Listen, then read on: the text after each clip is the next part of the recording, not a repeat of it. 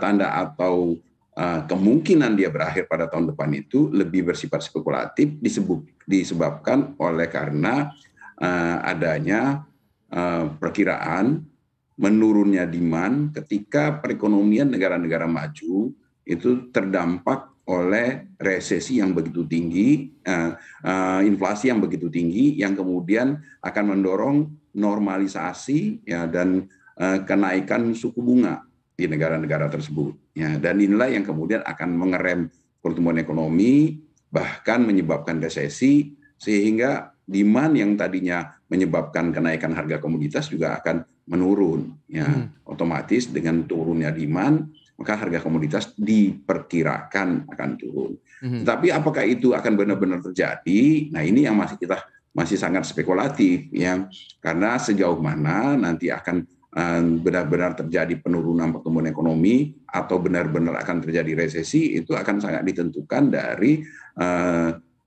respon dari perekonomian itu terhadap kebijakan normalisasi kenaikan suku bunga yang dilakukan di negara-negara maju.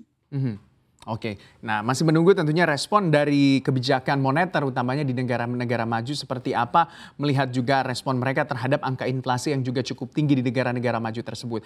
Tapi kalau kita masuk ke dalam negeri kita melihat bahwa kondisi Indonesia itu sebenarnya bisa dikatakan agak berbeda dengan ketika kenaikan harga komoditas untuk negara lain sangat berdampak pada perekonomian mereka, menekan begitu. Tapi kalau dari Indonesia kita lihat dengan ya potensi komoditas sangat besar utamanya batu bara dan CPO yang menjadi penopang ekspor Indonesia juga mendapatkan durian runtuh utamanya mungkin dari nilai ekspornya yang meningkat dan menyumbang juga terhadap pendapatan negara, Pak. Nah, sejauh apa sebenarnya momentum dari commodity booming ini sudah dimaksimalkan oleh pemerintah kita dari kacamata Anda, Pak? Ya, kalau kita lihat memang secara historis, perekonomian kita kan memang sangat bergantung kepada pergerakan harga komoditas. Kalau kita flashback misalnya pada zamannya rezim pemerintahan SBY, kita pernah mengalami pertumbuhan ekonomi mencapai 8%. Ya, itu ya dikarenakan memang kondisi pada waktu itu kita mengalami booming komoditas, harga komoditas. Ya, yang kemudian sayangnya tidak dialami pada periode pertamanya Presiden Jokowi. Ya. Justru pada periode pertama Presiden Jokowi harga komoditas turun sangat dalam, kita tidak bisa mendapatkan manfaat dari keunggulan dari komoditas kita.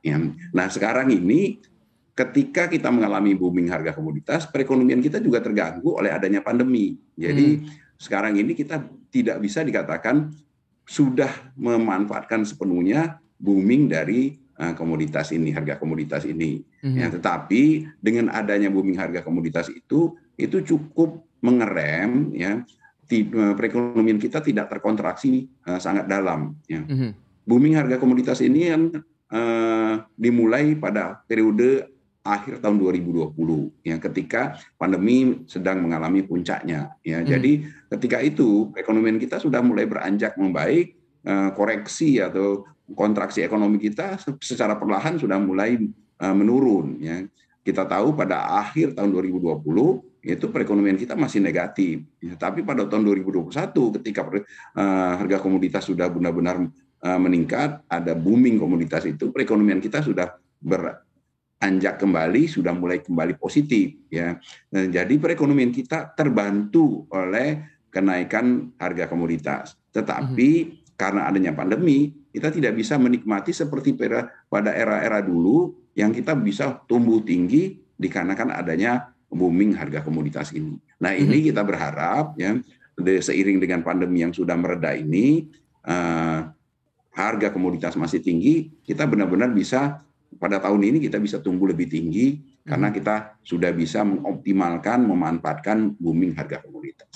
Oke, harapannya seperti itu, memanfaatkan juga booming harga komoditas yang menopang juga pendapatan negara kita. Nah, kalau kita lihat juga Pak Peter ya, dengan kebijakan pemerintah mengalokasikan begitu ya untuk subsidi energi dari pendapatan negara dari kenaikan harga ekspor utamanya batu bara dan juga CPO. Apakah Anda melihat ini adalah suatu langkah yang tepat begitu ya untuk tetap bisa mempertahankan pertumbuhan ekonomi dengan cara juga memberikan subsidi, utamanya subsidi energi yang menjadi salah satu juga alasan negara-negara maju ini sangat tertekan dari harga energi?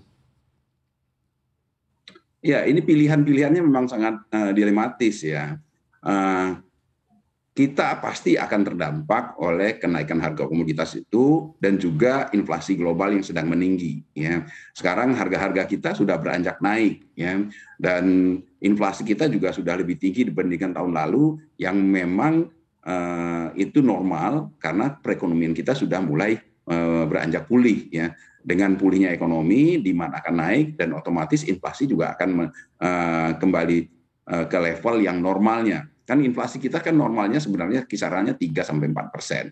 Pada tahun 2020, 2021 inflasi kita ada di kisaran 2% atau bahkan di bawah 2%. Itu kan sebenarnya lebih dikarenakan turunnya demand ketika terjadi pandemi. Jadi ketika perekonomian kita akan beranjak pulih, maka inflasi kita juga akan menuju kepada levelnya yang normal, yaitu di kisaran 3-4%. Nah, kebijakan-kebijakan pemerintah dan juga inflasi yang terjadi di global, ya, tingginya harga komoditas termasuk komoditas pangan itu menyebabkan inflasi kita akan lebih tinggi di atas normalnya, yaitu bisa di atas 4%. Nah, dalam hal ini keputusan pemerintah, ya, terkait dengan barang-barang subsidi akan berpengaruh terhadap tingkat inflasi.